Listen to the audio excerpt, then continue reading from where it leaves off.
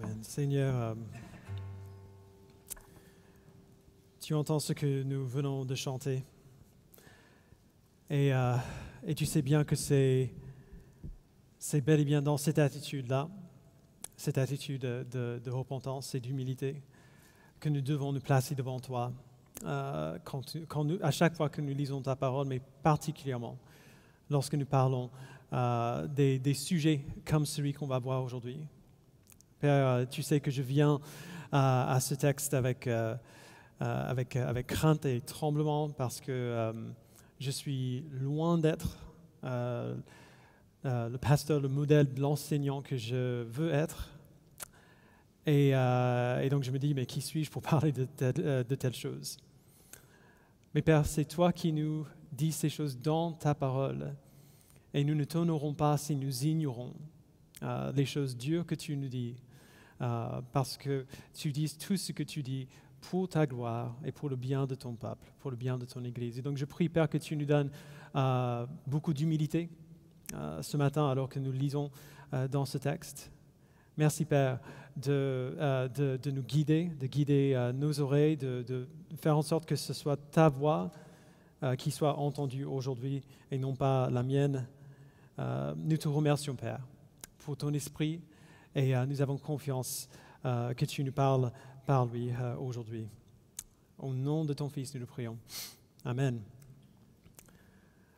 Alors, si vous avez vos Bibles, je vous invite à les ouvrir à la deuxième lettre de Pierre, au chapitre 2. Vous savez que nous sommes toujours dans notre série sur les lettres de Pierre, où nous sommes depuis depuis septembre dernier.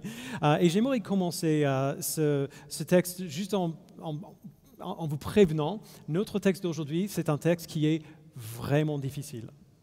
Pas super compliqué, mais difficile. Parce que Pierre va continuer de parler des faux enseignants, ces gens qui s'introduisent dans l'Église et qui disent ou font des choses qui sont dangereuses pour l'Église. On a commencé à voir ça la semaine dernière dans la première moitié du chapitre 2 de 2 Pierre, et on va continuer dans cela aujourd'hui. Alors, heureusement que je sais pas, qui a entendu de ce qu'on appelle en anglais la cancel culture, la cancel culture, si on veut le franciser un petit peu. Heureusement, en tout cas c'est l'impression que j'ai, que cette tendance n'a pas trop fait son chemin en France, pas trop, et on doit se garder de la laisser s'installer dans l'Église. On a parlé de ça la semaine dernière, on en parlera encore aujourd'hui, parlera de ces faux enseignants. Pierre nous aide dans ce texte à identifier et à éviter des enseignants qui seraient dangereux pour l'Église. Et il faut bien garder en tête qu'avant de dire que quelqu'un est un enseignant à éviter, on doit s'assurer que ce qu'on dit sur cette personne, sur lui ou elle, est juste, qu'il a vraiment agi ou parlé de cette manière. Soit la personne a confessé, soit il y a eu des preuves crédibles de ce qu'ils ont fait. Deutéronome 19 et 2 Corinthiens 13 parlent de l'importance d'avoir minimum 2 ou 3 témoins avant même de considérer une accusation. Et bien sûr, si la personne se repent de son péché, place sa foi en Christ, à ce moment-là, on fera la fête. On se réjouira, on l'accueillera, on l'aidera à grandir dans sa connaissance et dans son amour pour Christ. On ne voudra peut-être pas qu'elle se remette à travailler dans le ministère, mais on se réjouira de l'œuvre que Dieu fait en elle. Et donc, je veux que tout le monde note bien que j'ai dit ça dès le début. On ne doit pas se permettre de baser nos opinions au sujet de quelqu'un sur des rumeurs ou des suspicions, et on ne doit pas non plus contribuer au bruit qui court. Cela dit, une chose que les gens oublient souvent au sujet de la Bible, c'est à quel point les prophètes et les apôtres, et même Jésus lui-même dans les évangiles, peuvent être durs.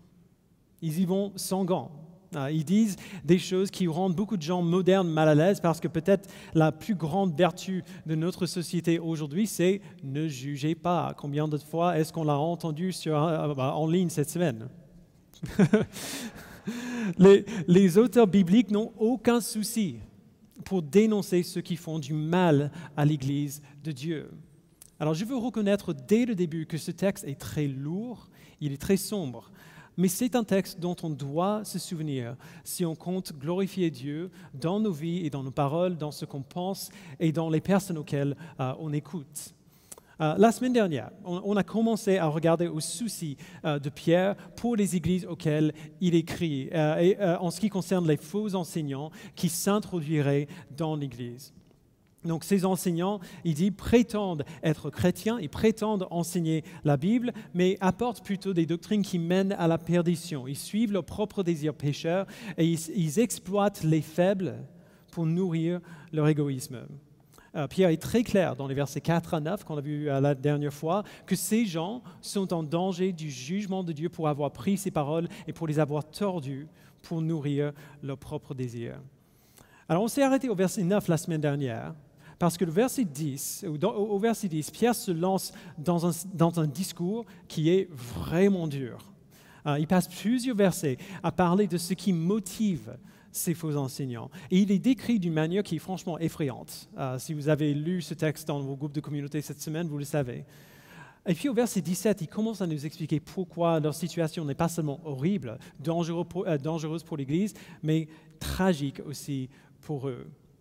Et donc si vous vous en souvenez, au verset 4 à 8, Pierre nous a rappelé des histoires de l'Ancien Testament qui parlaient du jugement de Dieu sur les méchants et de sa protection de son peuple. Et il dit que si Dieu a fait tout cela, donc on va commencer à lire à partir du verset 9 et on va lire pour l'instant jusqu'au verset 16. Il dit, ainsi donc si Dieu a fait tout cela, ainsi donc le Seigneur sait délivrer de l'épreuve les impieux et garder les injustes pour le jour du jugement où ils seront punis. C'est le cas notamment de ceux qui, dans un désir d'impureté, courent après les plaisirs de la chair et méprisent toute autorité. Présomptueux et arrogants, ils ne craignent pas d'insulter les êtres glorieux, alors que les anges, pourtant supérieurs en force et en puissance, ne portent pas de jugement insultant contre eux devant le Seigneur. Mais eux, pareils à des animaux dépourvus de raison qui sont destinés à être capturés et abattus, ils calomnient ceux qu'ils ignorent. Ils mourront aussi comme des bêtes et recevront alors le salaire de leur injustice. Eux qui trouvent leur plaisir à se livrer à la débauche en plein jour. Hommes pervers et souillés, ils se délectent de leur tromperie quand ils prennent part à vos festins. Les yeux pleins d'adultère et jamais rassasiés de péché, ils prennent au piège les personnes mal affirmées. Ils ont le cœur entraîné par l'exercice à la soif de posséder et ce sont des enfants de malédiction.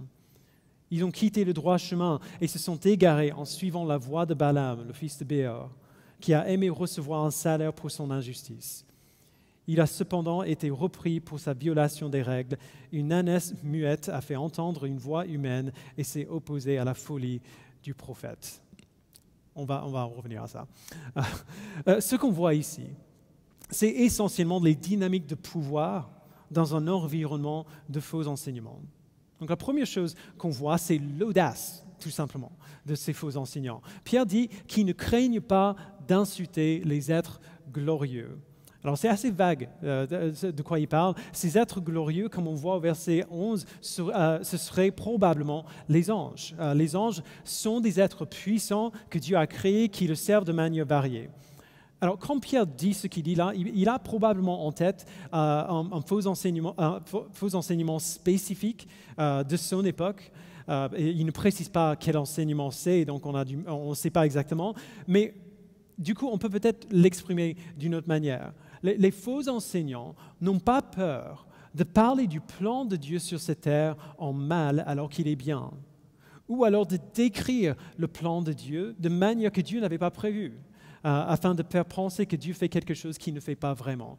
Alors cela inclurait rejeter ses décisions et les moyens dont il se sert pour les exécuter, y compris l'activité des anges. Alors ce qui est choquant ici, ce n'est pas tant ce qu'ils disent, c'est que les anges eux-mêmes n'osent pas parler de la manière que ces faux enseignements parlent. Et Pierre dit cela pour souligner juste à quel point ces faux enseignants sont partis très loin. Il dit beaucoup de choses. Pierre, pour nous aider à voir ces gens comme Dieu les voit. Il les compare à des animaux dépourvus de raison, qui calomnient ceux qu'ils ignorent. Et ils parlent sans réfléchir à ce qu'ils disent. Ils n'agissent pas en réponse à une réflexion sincère et une considération de la vérité. Et ce n'est pas comme si ils font juste une erreur honnête dans ce qu'ils disent. Ils s'en fichent de la vérité. Ils parlent à partir de leurs tripes plutôt que de leurs esprits ou de leur cœur. C'est pour ça qu'ils peuvent si facilement dire des blasphèmes au sujet de Dieu et de son plan. Ils ne se soucient pas de ce qui est vrai, ils se soucient plutôt de ce qu'ils veulent eux-mêmes. Et la vérité de Dieu va souvent à l'encontre de ce qu'on veut nous-mêmes. Pierre dit, verset 13, ils trouvent leur plaisir à se livrer à la débauche en plein jour. Les choses que la plupart des gens feraient en cachette, qui se laisseraient seulement faire de temps en temps, c'est la manière de vivre de ces enseignants. Alors, c'est pas pour dire que c'est bien de faire ces choses en cachette. Tant qu'on les fait en cachette, ça va. Non, c'est plutôt de dire que ces gens sont partis tellement loin que ça fait partie de leur vie maintenant. C'est ça qu'ils font jour après jour, minute après minute. Pour eux, il n'y a pas de moment inapproprié pour se livrer à leurs impulsions. Mais personne ne voit ça. Personne ne leur reproche cela parce que le visage public qu'ils ont présenté, c'est un visage qui est plutôt décent. Ils parlent si bien, ils se sont si bien entraînés à bien se présenter que personne n'est surpris quand ils prennent part à vos festins, comme il dit au verset 13. C'est probablement une référence au repas du Seigneur, à la Sainte Seine. Ces gens sont à l'église le dimanche. Ils ont leur Bible ouverte sur les genoux. Ils prennent part aux activités des chrétiens. Ils sont dans un groupe de communauté, ou peut-être même qu'ils dirigent un groupe de communauté. Leur influence grandit et donc ils ont de plus en plus d'occasions pour tromper les autres alors qu'ils cherchent à rassasier leur désir pour le péché, comme on voit au verset 14. Puisqu'ils sont si persuasifs, puisqu'ils semblent être si bien informés et éduqués, ils prennent au piège les personnes mal affermies. Ils sont capables de tromper ces chrétiens qui voient en eux des modèles à suivre, mais qui ne connaissent pas suffisamment bien leur Bible pour discerner à quel point ces gens sont tordus. Alors à ce point, au verset 15, Pierre donne une illustration que certains d'entre vous connaîtront, mais pas tout le monde. Au verset 15, il parle de Balaam, fils de Beor. Balaam, c'était un prophète païen qu'on voit dans l'Ancien Testament. C'était un vrai prophète, c'est-à-dire que Dieu communiquait bel et bien des messages à travers lui. Mais comme Pierre dit au verset 15, il a aimé recevoir un salaire pour son injustice. Dans Nombre 22, donc c'est la référence, on ne va pas tout lire aujourd'hui malheureusement, mais il faut le lire, si vous marquez bien la référence, Nombre 22, c'est juste génial. On voit dans ce texte le roi païen de Moab qui se sent menacé par les Israélites, demander à Balaam de venir prononcer une malédiction contre les armées d'Israël. Donc Balaam refuse de le faire parce que Dieu ne lui permet pas de parler contre eux. Mais le roi de Moab lui propose une somme énorme d'argent s'il le fera quand même, s'il viendra maudire les armées des Israélites. Et donc, puisque Balaam aime l'argent, il accepte sa proposition. Il se met sur son ânesse, il commence à aller vers le camp des Israélites, et puis un ange de Dieu apparaît dans le chemin devant eux. Balaam ne voit pas l'ange, mais l'ânesse le voit. Et elle se détourne du chemin. Elle finit par bloquer le pied de Balaam contre le mur d'un côté du chemin. Et Balaam commence à la frapper avec son bâton pour qu'elle bouge. Et puis, et cette partie est juste dingue, Dieu fait parler l'ânesse avec une voix humaine. J'aimerais trop lire le texte maintenant, mais l'ânesse demande pourquoi Balaam la frappe. Et trop bien, Balaam répond à l'ânesse il la frappe parce qu'elle fait n'importe quoi. Il y a un petit aller-retour entre eux où Balaam finit par admettre qu'il exagère peut-être un petit peu, que peut-être il est allé un peu trop fort. Et puis enfin, Dieu ouvre les yeux de Balaam pour qu'il voie l'ange qui est debout dans le chemin avec son épée tirée. Donc Balaam réalise que l'ânesse le protégeait, l'empêchait de se faire tuer par l'ange pour avoir essayé de maudire les Israélites. Donc le but de Pierre ici n'est pas de parler de l'acte surnaturel de faire parler un âne, même si j'aimerais trop continuer de parler de ça. Il mentionne Balaam pour montrer que la motivation de ces faux enseignants, c'est la même que celle de Balaam. Ils sont poussés par un désir pour le gain et ils sont prêts à tout pour obtenir ce qu'ils veulent. Et ce n'est pas nécessairement un gain monétaire. Alors, parfois oui, mais ça peut être aussi le gain de la réputation, de l'admiration ou du plaisir, tout simplement. J'espère que vous voyez le changement qui a lieu entre ce qu'on a vu dimanche dernier et ce que Pierre dit maintenant.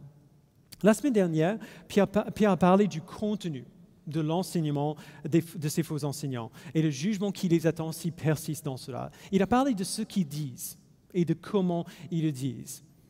Dans ce texte, cette semaine, il va plus loin et il parle de leur cœur, de leur motivation et il nous dit quelque chose que bien trop de gens, bien trop de pasteurs oublient ou ignorent. Il dit que ce qui rend ces faux enseignants si dangereux ne se limite pas aux paroles qu'ils prononcent. Ce qui rend ces faux enseignants si dangereux pour l'Église n'est pas seulement ce qu'ils disent. Leur désir pécheur ne motive pas que leurs paroles, il infecte leur vie. Il influence leur comportement, leurs choix, leurs attitudes, la manière dont ils voient et dont ils pensent aux gens qui les suivent.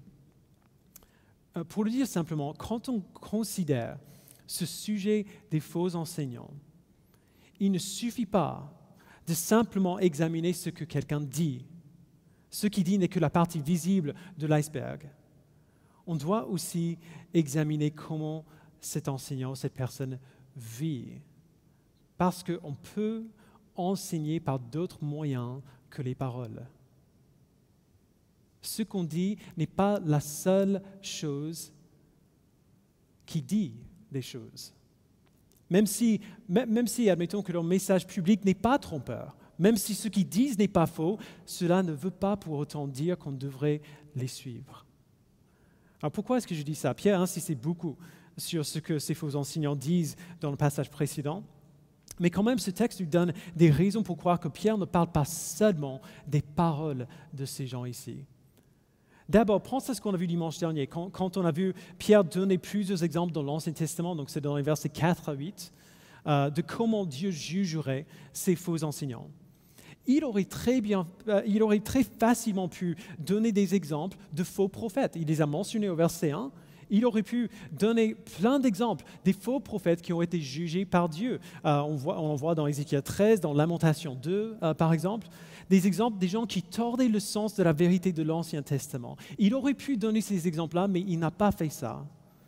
Les exemples qu'il a donnés étaient sans exception des exemples des gens qui ont été jugés pour leur comportement, leur vie pécheur, et non pas pour leurs faux enseignements. Alors il semble que Pierre veut aller en plus de profondeur et ne pas parler que des paroles de ces gens. Deuxièmement, à partir du verset 12, il parle surtout de ce que ces gens font et pourquoi, et non pas exclusivement du contenu de leur message. Et troisièmement, et c'est là où ça peut être subtil et difficile à voir, les gens peuvent se servir même de la vérité pour malmener les autres. Les gens qui vivent comme ça, comme Pierre décrit ici, tordront presque toujours la vérité d'une manière ou d'une autre, soit en faisant ce qu'on a vu dimanche dernier, en enseignant des mensonges carrément, soit en prenant la vérité et en la présentant, même très subtilement, d'une façon qui les élève, pour leur gloire, pour leur gain. Quand on voit ce que Pierre dit ici, sa description est tellement détaillée et extrême qu'on peut avoir du mal à imaginer comment quelqu'un comme ça pourrait continuer de pratiquer le ministère. Genre, sûrement des gens le verraient. Alors, je vous donnerai un exemple. Et j'ai hésité pour donner cet exemple, mais beaucoup de gens m'ont posé des questions à ce sujet, et tragiquement, je crois qu'il est bien dans le sujet. Pensez à ce qui a été révélé il y a quelques semaines au sujet de Ravi Zacharias. Ravi Zacharias était un enseignant évangélique bien connu aux États-Unis. Il est décédé l'année dernière. Sa spécialité était l'apologétique, défendre la foi chrétienne par des arguments de la raison.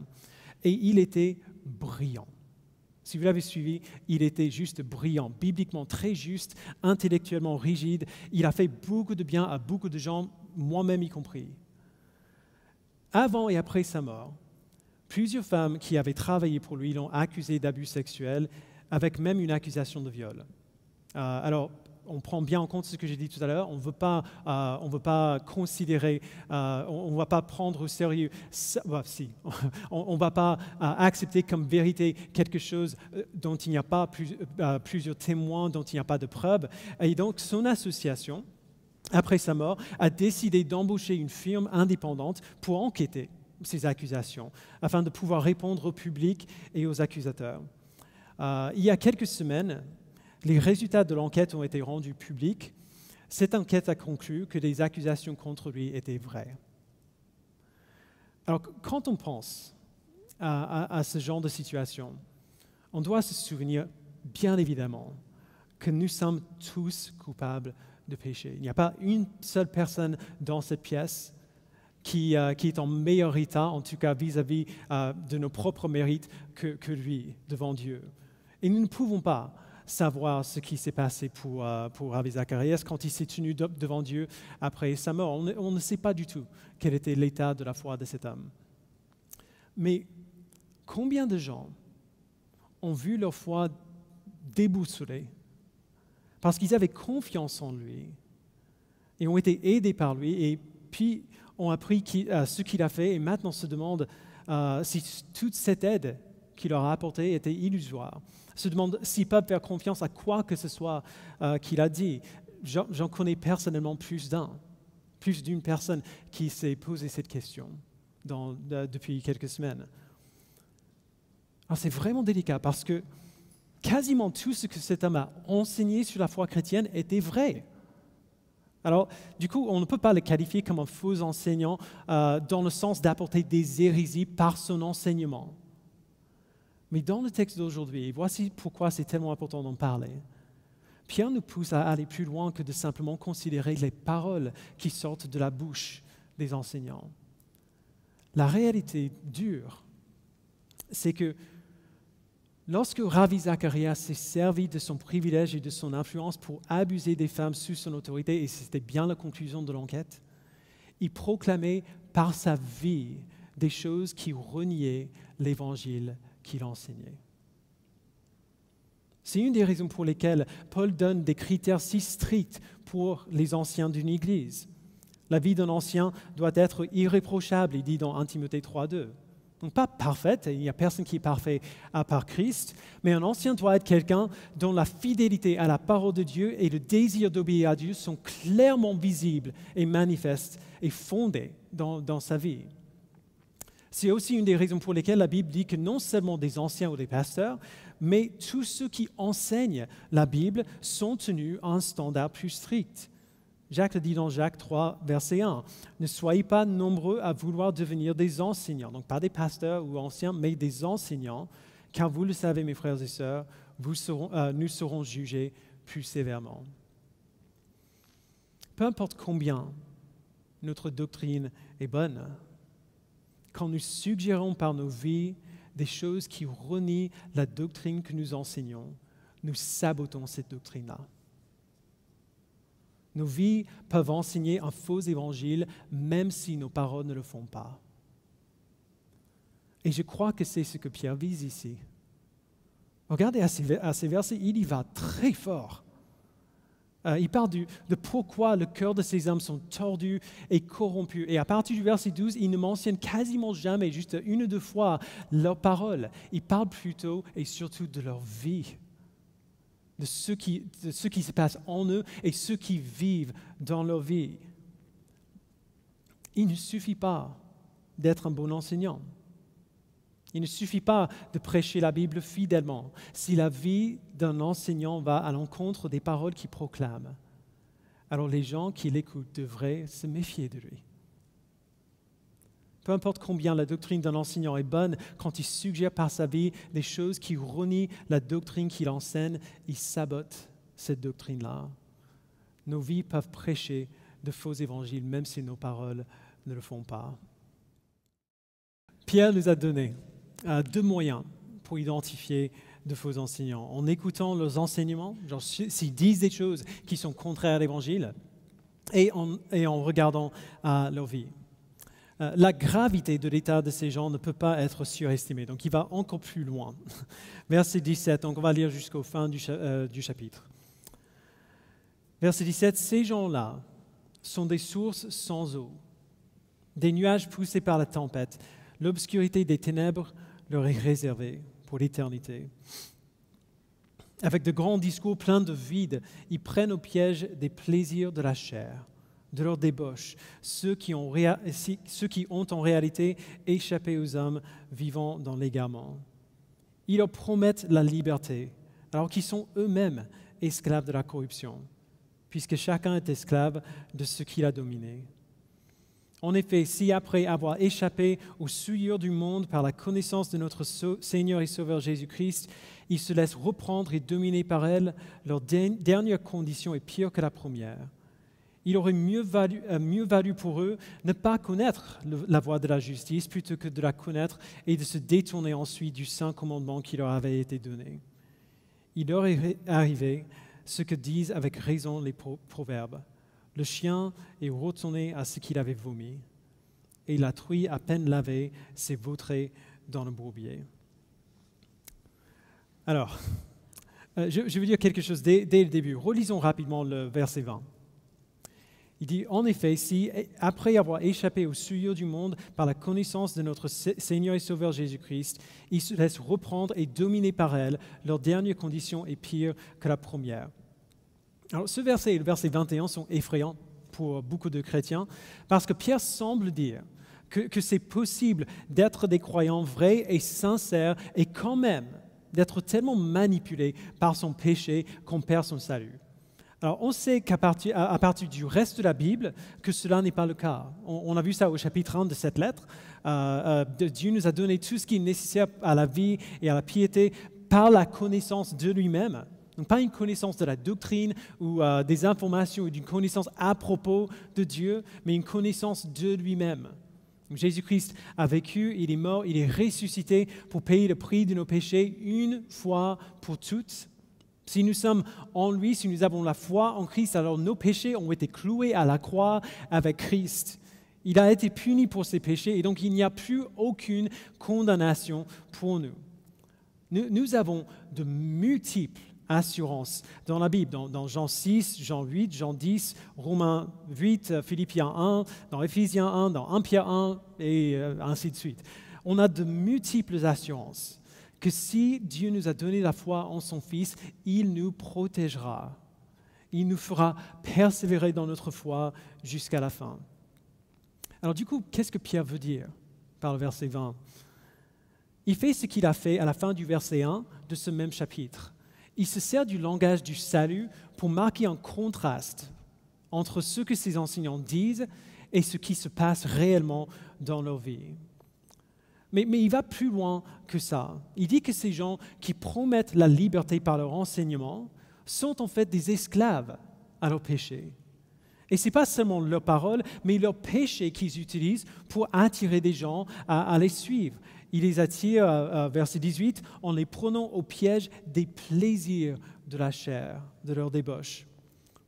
Alors, un exemple très simple de ce à quoi cela pourrait ressembler. Un enseignant qui enseigne bien et donc qui gagne une certaine légitimité dans l'esprit de son auditoire. Puis, il séduit un croyant immature et le convainc à participer avec lui dans des péchés. Et il réussit parce que ce croyant immature a confiance en lui.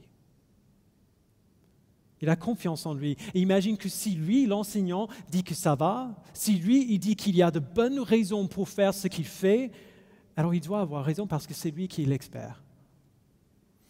Vous voyez, ces hommes sont esclaves au péché, bien qu'ils prétendent être libres.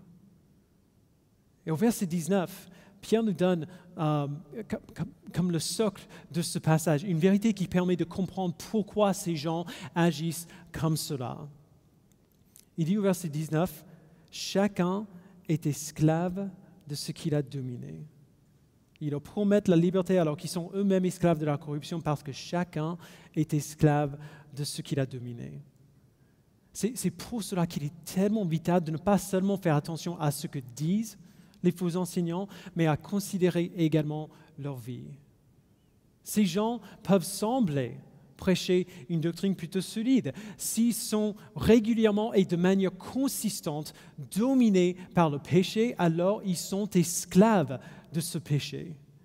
Et les hommes et les femmes qui ont été libérés par l'œuvre de Christ n'ont aucune raison de suivre ou d'écouter un esclave du péché. Les hommes et les femmes libres n'ont aucune raison pour suivre un esclave de leur ancien péché. Voyez pourquoi leur situation est tellement tragique. Ces gens sont si proches, ces faux enseignants, ils sont si proches, ils connaissent la vérité, mais ils l'ignorent. Ils la connaissent, mais ils l'ignorent. C.S. Lewis a écrit un roman qui s'appelle Le Grand Divorce, qui présentait une image fictive du paradis et de l'enfer. Dans le livre, un bus arrive dans l'enfer et propose à tous ceux qui sont là l'opportunité de venir voir le paradis, de jeter un coup d'œil. Quand ils arrivent au paradis, ils voient tout. Ils voient la gloire de Dieu, le bonheur de tous ceux qui sont présents avec lui. Et puis, on leur propose de sortir du bus et d'entrer dans le paradis et d'y rester pour toujours. Et personne ne descend du bus. La porte se referme et ils sont tous transportés de nouveau, ou retransportés de nouveau en enfer. Alors évidemment, c'est une image, mais c'est une image parfaite de ce qu'on voit ici. Ces gens savent tout ce qu'ils doivent savoir, mais ils ne le désirent pas. Ils préfèrent retourner à leur péché. Ou comme Pierre et Salomon avant lui disent si explicitement, il leur arrive ce que disent avec raison les proverbes, le chien est retourné à ce qu'il avait vomi. Et la truie, à peine lavée, s'est vautrée dans le bourbier. À ce point, il serait peut-être facile de se demander pourquoi Pierre dit tout ça. Genre, il nous aide à identifier les faux enseignants, ok, mais pourquoi est-ce qu'on a besoin de savoir ce qui les motive? Si on peut les identifier et les éviter, pourquoi est-ce qu'on a besoin de savoir ce qui se passe à l'intérieur d'eux? Aller dans tout ce détail sur les cœurs de ces gens, si on ne peut pas voir dans le cœur de ces gens. Il y a au moins 2 raisons pour lesquelles ce qu'il dit ici est très utile pour nous. D'abord, et ce sera peut-être choquant ce que je vais dire, donc je suis désolé si c'est le cas, ce qu'il dit ici nous aide à tourner le dos à ces enseignants sans culpabilité. Les enseignants qui ont du charisme peuvent recueillir des adeptes très loyaux et très fervents.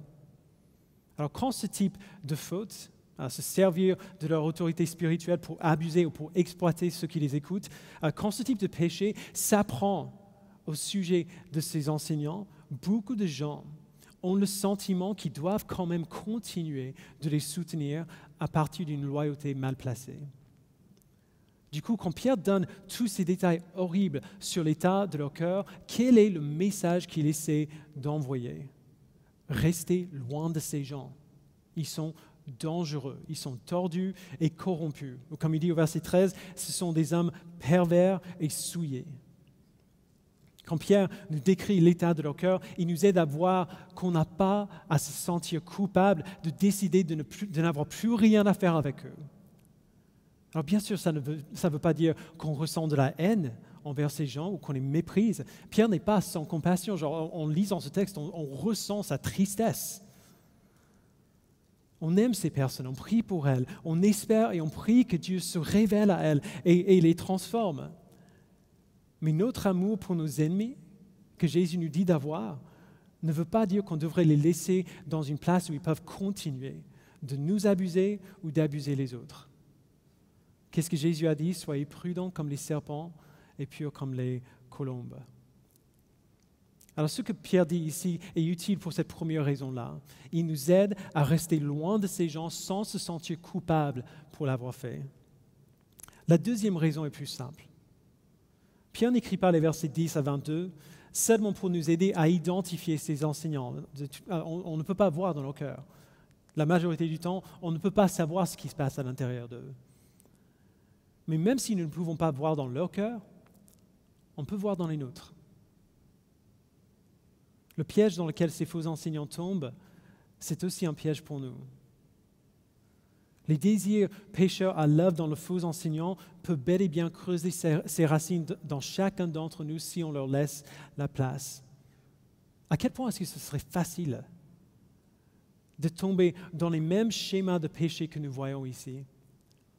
Pensez-y juste un instant. Est-ce qu'il y a un péché dans votre vie qui vous domine ou presque? Un péché auquel vous avez beaucoup de mal à résister? Le truc ici, si toutes les bonnes circonstances convergent, vous fait tomber à répétition? Si vous êtes assez stressé, assez en colère, assez fatigué? Chacun est esclave de ce qu'il a dominé. On parle parfois de la dépravation totale. Voici une façon simple d'expliquer cette doctrine. Ce qui définit un pécheur, c'est qu'il ne peut pas ne pas pécher. Il ne poursuit pas la gloire de Dieu parce qu'il n'aime pas la gloire de Dieu. Les pécheurs aiment l'idée de la liberté, l'idée que c'est eux les maîtres de leur propre vie, et quand même, ils ne peuvent pas s'empêcher de suivre leurs propres désirs. Ils ne vivent pas pour la gloire de Dieu parce qu'ils ne veulent pas vivre pour la gloire de Dieu. Ils veulent vivre pour eux, pour leur plaisir, pour leur bien. Alors, laissez à nous-mêmes, si Dieu ne fait rien en nous, nous ne sommes pas libres du tout. C'est l'état de nous tous. Nous sommes esclaves à nos désirs. Chacun est esclave de ce qui le domine, si Dieu n'intervient pas. Alors ce que Pierre dit ici, c'est un avertissement solennel pour nous qui sommes chrétiens aussi, qui ont été libérés du péché par la grâce de Christ, qui ne sommes plus esclaves du péché, mais qui suivons maintenant Christ. Il dit, si vous êtes maintenant libres, ne retombez pas dans les habitudes qui ont défini votre esclavage. Ne retournez pas à votre vomi. Ne retournez pas au bourbier maintenant que vous vous êtes lavé. Soyez conscients des péchés auxquels vous avez du mal à renoncer et luttez contre ce péché avec tout ce que vous avez avec l'aide de l'Esprit. Parce que le péché n'est plus votre maître. Et donc ce péché n'est plus votre maître. Du coup, ne le laissez pas dominer sur vous. Ne tombez pas dans le même travers que ces faux enseignants qui promettent la liberté aux gens et qui se disent libres eux-mêmes, mais qui en fait sont esclaves à leur propre corruption. Alors je sais que c'est lourd tout ça. Il y a peu de messages qui m'ont pesé plus pendant la préparation que celui-ci. Ça peut être effrayant de lire ces choses parce qu'on peut regarder à nos vies et à nous dire, mais bon sang, j'arrive même pas à m'empêcher de manger tout un sac de Doritos quand ils sont ouverts devant moi. Comment est-ce que je vais m'empêcher de me laisser dominer par une tentation qui est nettement plus forte que ça? Pour moi, ce serait des muffins, pas des Doritos, mais on a tous nos trucs. Du coup, il faut qu'on se souvienne qu'on ne lit pas ici, on ne lit pas vraiment un livre ici, mais une lettre. Les numéros de chapitre ne viennent pas de Pierre, ils ont été ajoutés plus tard pour nous aider à naviguer plus facilement dans le texte. Pierre a prévu que cette lettre soit lue d'un trait, en une fois. Ce qu'il dit ici est lourd, oui, mais il arrive à l'espérance juste après. Juste après. Et donc, du coup, j'aimerais lire 2 versets de plus avec vous, qu'on va voir dimanche prochain. Ce que Pierre dit juste après le chapitre 2. Donc, chapitre 3, verset 1. D'abord, « Bien-aimés, voici déjà la 2e lettre que je vous écris. Dans l'une et dans l'autre, je fais appel à vos souvenirs pour éveiller en vous une saine intelligence. » Encore une fois, Pierre ne dit pas ces choses pour nous faire peur, mais pour nous éveiller, pour qu'on soit éveillé, conscient de ce qui se passe autour de nous, sur nos gardes. Il écrit pour nous donner l'espérance que même si cette situation est infiniment sérieuse, nous pouvons vraiment vivre pour Christ. Nous pouvons ne pas tomber dans ce travers. Nous pouvons être éveillés et discerner les faux enseignants quand on les voit. Nous pouvons faire ces choses. Nous avons une espérance glorieuse devant nous. Nous avons tout ce qu'il nous faut pour vivre pour lui.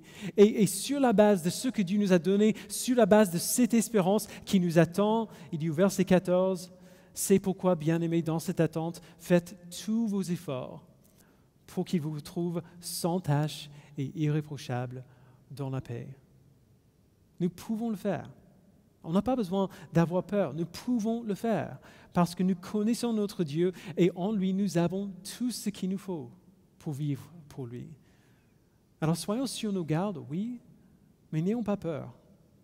Notre espérance nous attend et on en parlera dimanche prochain. Je vous invite à prier.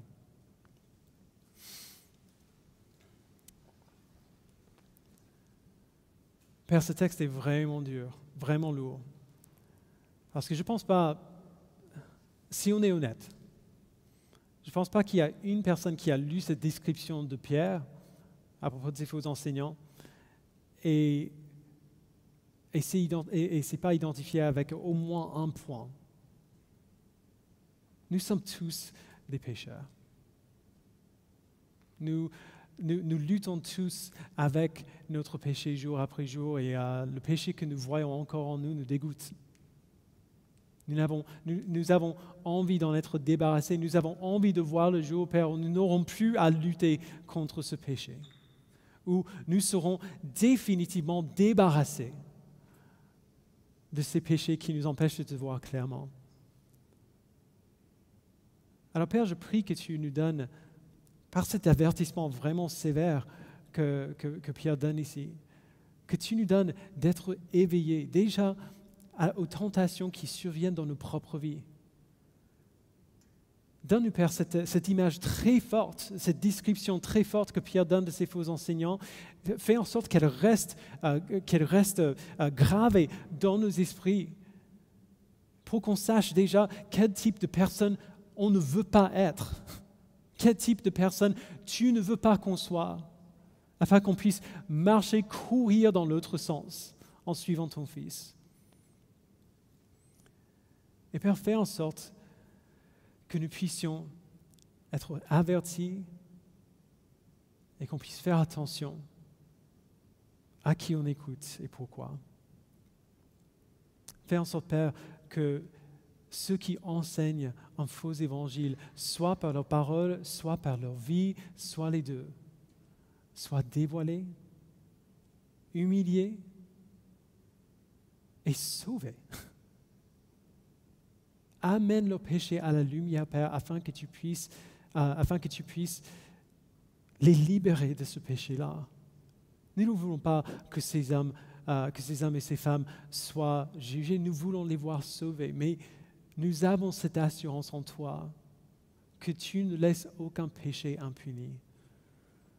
Tu punis tout péché, soit dans la personne de ton Fils qui a été puni à la croix pour nous, soit en punissant le pécheur lui-même qui a continué de te rejeter. Quoi qu'il en soit, Père, donne-nous de nous reposer dans cette confiance que tu sais très bien protéger ton Église et tu sais très bien punir le péché. Donne-nous d'être rusés comme des serpents et innocents comme des colombes, afin de ne pas nous laisser abuser, manipuler, malmener par quelqu'un qui pratique le ministère pour son propre gain. Mais au contraire, Père, que nous puissions écouter, accepter et proclamer la vérité pour ta gloire, pour ton renom. C'est ce dont nous avons envie, Père, et même les parties de nous qui ont encore envie de nous voir glorifiés. On sait très bien que tu nous aides à mettre ces choses à mort aussi. Merci, Père, pour ton aide, merci pour ton esprit. C'est au nom de ton Fils que nous le prions. Amen.